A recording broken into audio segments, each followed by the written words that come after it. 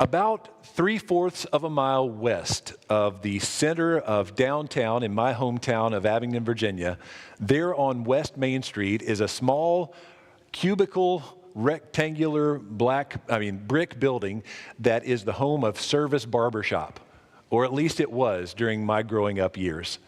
And Service Barbershop was a place where generations of men in Abingdon had their hair cut. There were 3 barbers during my younger years who arranged from right to left, from the back of the building to the front, were Bill Hawkins. And Bill was also an usher every Sunday morning at my home church, Abingdon United Methodist Church. And I think where he used his hands every day with scissors and clippers and did so much that required hands and fingers to be used, he had a powerful grip. And it seemed to me that there was nothing that he enjoyed more than trying to crush your hand with his handshake on Sunday mornings at the back door of the church. Next in line was Fred Parker. And Fred was the quietest of the 3, but always had a great sense of humor. And years later, after my growing up years, it was my joy, since Fred was also a pastor on Sundays, to share leadership with Fred in my grandfather's funeral service.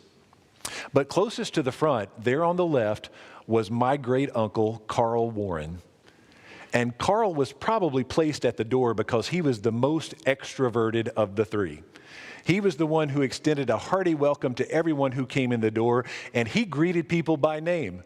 So he would say, well, look here, and he would say who the person was, and he'd say, come on in.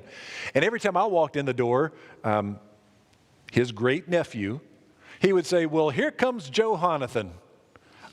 I don't know why it was so funny to him to call Jonathan Joe Honathan, but that's what he did. Every time I walked in, come on in, Joe Honathan, and I would come and sit down. And I watched him across the years, and if he didn't know a person's name, he would say, well, come on in, neighbor, have a seat. Or he'd say, hello, neighbor, come on in and make yourself at home. And so I developed some of my sense of what the word neighbor means from watching my great uncle. Now, we could be cynical and say that my great uncle Carl used that word neighbor because he wanted to extend a friendly welcome to people who were going to come into his shop and spend their money. But he had this warm sense of humor and this great sense of hospitality that makes me think that he genuinely meant that he wanted to treat those people as neighbors when they came into the shop. And if they were coming to his chair, he would get that little towel and swipe the seat a few times, and he'd say, come on, neighbor, and make yourself at home. And he would learn their name after they came and spent a few minutes in his chair. Now, I don't mean to idealize my great uncle Carl. There were probably some people who were outside of his definition of neighbor. He was a World War II vet, and I imagine that as he imagined some of those German and Italian World War II vets, he probably had a sense of something other than neighbor for them. He was also a person who grew up in a different time, and it very well may be the case that his idea of neighbor wasn't quite as broad across racial lines as ours might be in this sanctuary today. But in his era and in my hometown, he helped me to shape my idea of what it means to consider someone a neighbor. And as we hear this morning's scripture passage, I think the great challenge for you and for me is to imagine and to come to as best an understanding as we can of what we mean when we use the word neighbor, especially as we use that word in this passage context when we talk about the importance of loving our neighbor as an expression of our faith in God. In all fairness, last week's passage was probably an easier one for us. As we heard, again, God speak to Moses, and Moses speak to the people about how we should love the Lord our God with all of our heart, soul, and strength. That was a bit easier commandment for the people of Israel then and for the people of the church now to imagine living by. We shared together last week that God's nature is love, and so it feels natural to us to want to worship God with our love and with all that we have within us. So in last week's passage, we probably identified pretty easily with those people of Israel in terms of our wanting to put God first in our attention, in our devotion, in our affection. But as we hear this passage, love your neighbor as yourself, a lot hinges on our definition of neighbor. And that's true even in the passage that we read together today. It's printed there in your worship bulletin if you'd like to look back over it.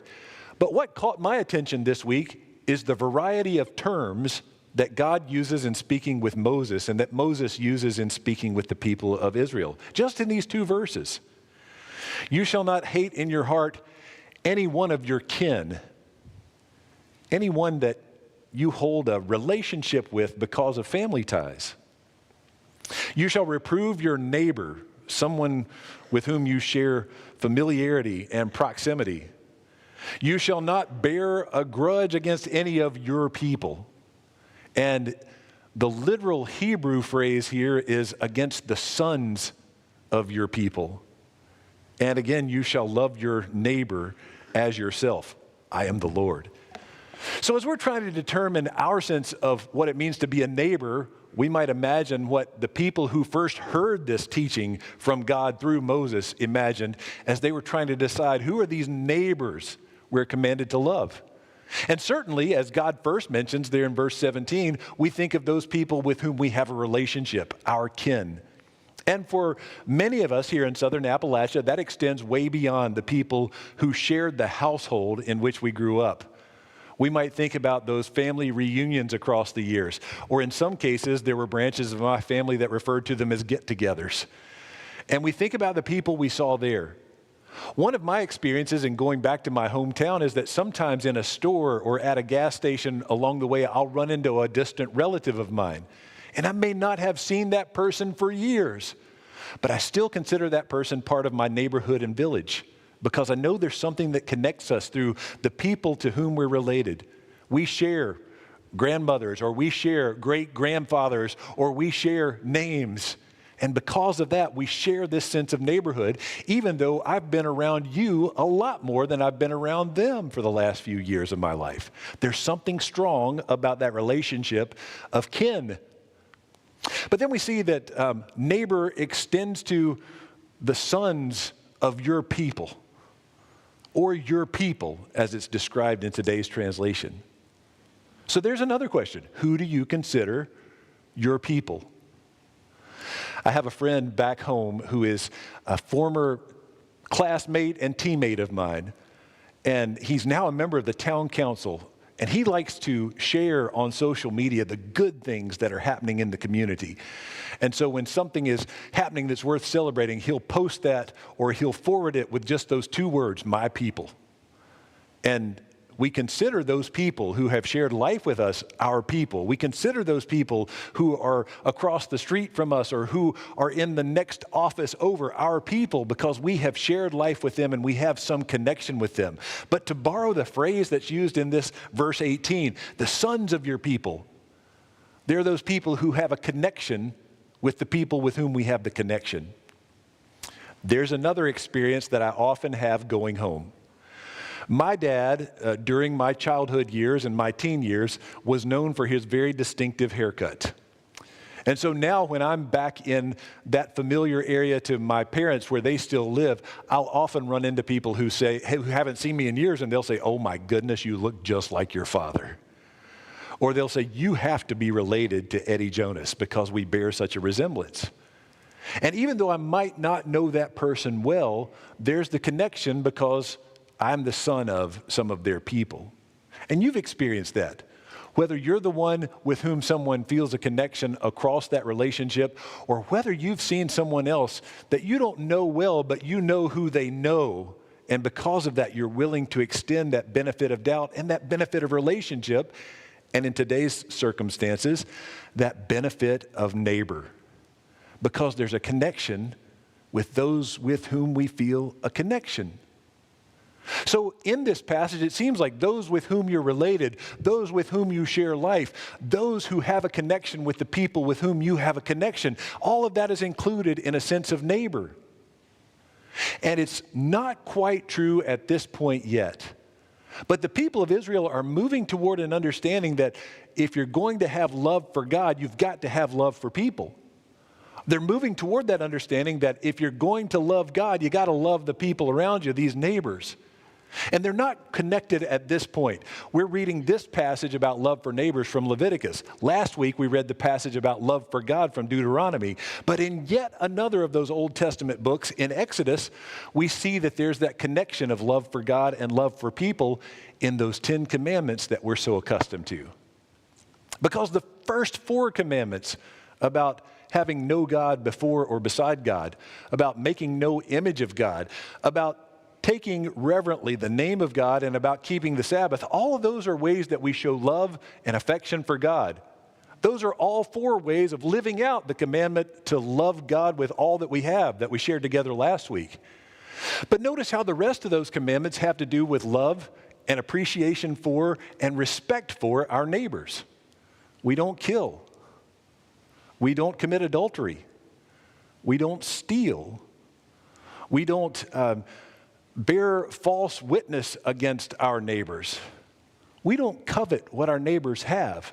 All of those are ways of living in community. And it all begins with that commandment to honor your father and your mother, those with whom you have a kinship. So the first 4 are about the ways in which we love God, but the last 6 are about the ways in which we live in community with our neighbors, even though the word is never used. But once we get into the New Testament, we find that in Jesus' way of viewing the world, there is that intimate connection between our love for God and our love for people. But among the people of Israel, that concept of neighbor still has its limits. It may be the people with whom we share life and with whom we share connection, but certainly their idea is that there are people beyond that. We so often oversimplified it by saying that for the people of Israel, there were 2 kinds of people in the world, the people of Israel and the Gentiles, and you're either in or you're out. And so it seems like that's probably what shaped their view of neighbor. But watch how Jesus stretches that in the Gospels. In Matthew, Mark, and Luke, we have 3 instances in which Jesus has some kind of conversation with people about the greatest commandment. In 2 of those instances, Jesus says the greatest commandment is to love the Lord your God, but another is like it, love your neighbor as yourself. In the 3rd, from Luke's gospel, Jesus is quizzed by an expert in the law. And that expert asks Jesus, what's the greatest commandment? But Jesus turns the tables and says, you're an expert in the law. You tell me. And the expert on the law says, the greatest commandment is to love the Lord your God with all the heart, soul, he adds mind and strength, and your neighbor as yourself. Now, in the Old Testament, we're given the idea that the love is the same kind of love, but a different quality of love. In both those instances, last week and this week, the love for God and the love for neighbor uses the same verb, and it's a fun one. In Hebrew, it's wa'ahabta. And we're using that same verb to love God and love our neighbors, but the quality of the love is different. Last week, it was with all of your heart and with all your soul and with all your strength. But this week, love your neighbor as you love yourself. And that might be a helpful way for us to think about how broadly we define that concept of neighbor. In the New Testament, when Jesus has the conversation in 3 different Gospels, the same verb is used in 2. Agapeses in Matthew and Mark. But here in Luke's Gospel, notice that expert on the law doesn't use the verb 2 separate times. He doesn't say, love the Lord your God and love your neighbor. It's all one sentence. Love the Lord your God with all your heart, soul, mind, and strength, and your neighbor as yourself. These 2 commandments have become merged together into one. If you're going to love God, you have to love your neighbor. If you're going to love your neighbor, it begins with loving God. And notice how Jesus further opens up this concept of neighborhood in his reaction to the lawyer's follow-up question. This expert on the law says, well, then who then is my neighbor? And you might remember that Jesus tells the story about an Israelite man who's walking down the road from Jerusalem to Jericho and is attacked and robbed and left for dead, and then a priest and a Levite, for whatever reasons, whether it's because they want to remain holy or they want to remain safe or that they're just not interested in helping, walk past. But a Samaritan, a person who is almost certainly beyond the Israelite person's idea of neighbor, comes along and shows mercy. And Jesus asks at the end, which of these then was a neighbor to the man who was in trouble? And the expert on the law has to admit, the one who showed him mercy. For this Israelite and for this Samaritan, there's probably no kinship. There's probably no connection in community. There's probably no connection with a connection. They're probably about as far apart as they can imagine being because of hostility, because of hatred, because of this sense of opposition. But as Jesus tells the story, they end up becoming neighbors because of compassion, because of generosity of heart. So as you and I are considering this idea of who might be our neighbor, the challenge from Leviticus is, what do you mean by that word? But the challenge from Jesus is, how generously will you use that word? We sometimes find ourselves being like the Old Testament Israelites, believing that there's a boundary to the idea of neighbor. You've probably heard the old joke, when God said, love your neighbor as you love yourself, he didn't know my neighbor. Maybe we feel that way at times. I've seen 2 bumper stickers this week that illustrated our idea of there's sort of a limit to whom we consider our neighbor. One had an outline of the state of Tennessee and it said, we're full, go home. So you see there that on that sticker, the idea is we consider our neighbors to be the ones with whom we already had a connection, not the ones who might want to come here and form a connection. The other bumper sticker I saw this week that related to this message was one that used an expletive about a politician. And the idea is that that person is not my neighbor, but the extension of that idea is maybe the people who support that politician are not my neighbors either. There's a boundary on who I consider to be my people. So I think the challenge in this season, especially in this election season, as we will see the worst among some of the people in our community and world, as we'll see people really wanting clearly to define those limits of who do I consider to be my neighbor, we're finding ourselves now in this Jesus category of asking how broadly and generously can we expand our concept of what it means to be a neighbor, realizing that it's not just geography and it's not just relationships, but it's an act of the heart, opening up our hearts in love and compassion to people with whom we don't seem to have anything in common. That's where the commandment in both Leviticus and in Luke becomes one that's about us. Love your neighbor as you love yourself. Here's the challenge. Right now or later today, think about the person or the people with whom you find it most difficult to consider yourself a neighbor. I told you for my great uncle, it might have been people who were on the other side in a war. In some cases, it might be people who are on the other side in politics. So think about the people that you find it most difficult to consider a neighbor, and then ask yourself why. Because there is a possibility that the people for whom we have the most contempt are people who have characteristics or qualities that we hate to see in ourselves. It might be that what we're finding distasteful about another person is something that we find in our own spirits that we're not comfortable with. When I look at myself in the mirror, I don't like the idea of hating who I see in there. But if I see that in someone else, it becomes a little bit easier to despise that. It might be that we're just provincial in our ways of thinking about what makes a neighbor, thinking that it's only based on relationship or connection that's already there, and not on a connection we might make by opening our hearts more generously. But what we learn from Jesus and from this parable that he tells in Luke's gospel, that you've probably heard illustrated otherwise, but I'll simply remind us, is that the cross becomes for us that reminder of how the two are so closely connected in Jesus' way of viewing the world and of viewing love and of viewing the concept of neighbor. This vertical part of the cross reminds us of that importance of loving God and how that's something that we are to do with all that is within us. That vertical becomes our reminder of God's willingness to reconcile with us by reaching down through the love of Jesus Christ.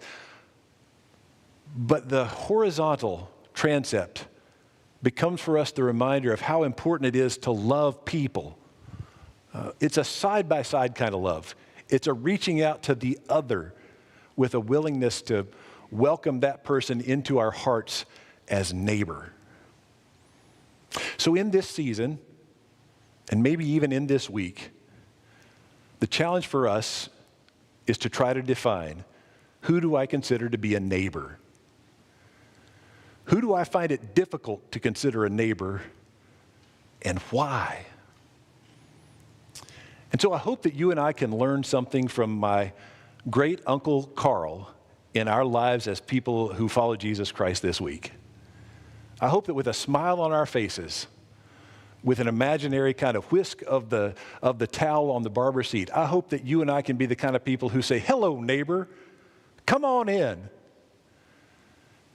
and welcoming them not into Service Barbershop, but into our hearts and into our love. Amen.